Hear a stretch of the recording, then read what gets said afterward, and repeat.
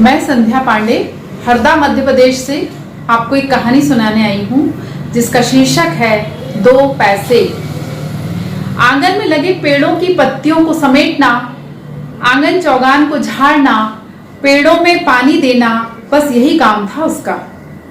काले झुर्रीदार हाथ, मोटे ग्लास का चश्मा, झुकी हुई कमर, गले में 3-4 मोतियों की माला, पैर में टायर की चप्पल, मटमैली सूती कपड़े की धोती, मुंह बिल्कुल पोपला जिसमें एक भी दांत नहीं, बस यही पहचान थी कुसिया की। एक बेटा, एक बेटी, बहू, नाती पोती वाली कुसिया काम के सिलसिले में शहर आ गई थी।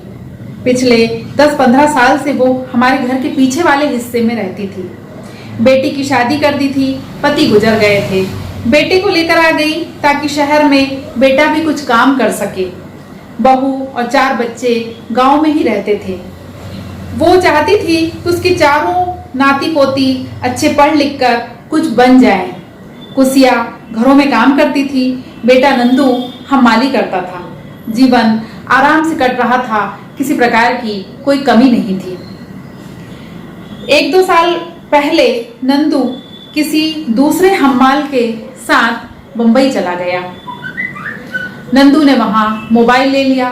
अब नंदू से नंद किशोर हो गए। वो कभी भी अपनी माँ से बात करने के लिए मेरे मोबाइल पर फ़ोन लगा लिया करता था। जब भी उसे अपनी माँ की याद आती थी वो अवश्य फ़ोन लगाकर बात कर लेता था। सब कुछ अच्छे से चल रहा था। साल में 1-2 बार घर आता, यहाँ माँ से भी मिल लेता और गाँव भी चला जाता। कुसिया में लाख अच्छाइयाँ थीं, बस उसमें एक बहुत बुरी आदत थी। वो दिन रात नंदू को गाली दिया करती थी। जब भी नंदू फोन करता तो कहती, ठटरी बंधे, रात को बाई साहब को मत परेशान किया कर, दिन में बात कर लिया कर। मैं कहती, कोई बात नहीं कुसिया, तुम तो बस बात कर लिया करो।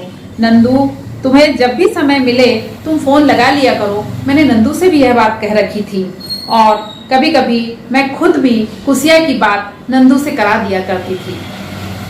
अभी 10-15 दिन पहले की ही बात है। एक रात नंदू के फ़ोन से एक फ़ोन आता है और हम दोनों घबरा कर उठ जाते हैं। क्षितिज कहने लगे, रागिनी तुम जाकर कुसिया को बुला लाओ, थाने चलना पड़ेगा। मैं घबरा गई। सारी बात पता चली तो मेरे तो होश ही उड़ गए। बमुश्किल अपने आप को सहज कर मैं अपना सेल फोन लेकर आंगन पार करके कुसिया की खोली तक पहुंची। टूटी खाट पर कुसिया खुले आसमान के नीचे बेसुध सो रही थी। मैंने धीरे धीरे आवाज लगाई, कुसिया कुसिया। कुसिया चौंक कर उठ गई। मेरे हाथ में सेल फोन देखकर आदतन बोली, भाई साहब नंदू नहीं सुधरेगा। नासपिटे को कितनी बार मना किया है, रात में फोन मत किया कर, मत लगाया कर, पर ठटरी बंधे को रात में ही महतारी की याद आती है। मेरे आंसू बह निकले।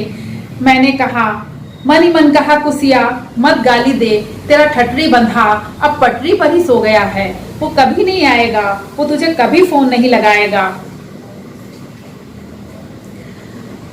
कुसिया के आते ही क्षितिज ने कहा, ये थोड़े पैसे रख लो, तुम्हें अभी गांव जाना पड़ेगा, ये पुलिस की गाड़ी है, तुम इसी में चली जाओ।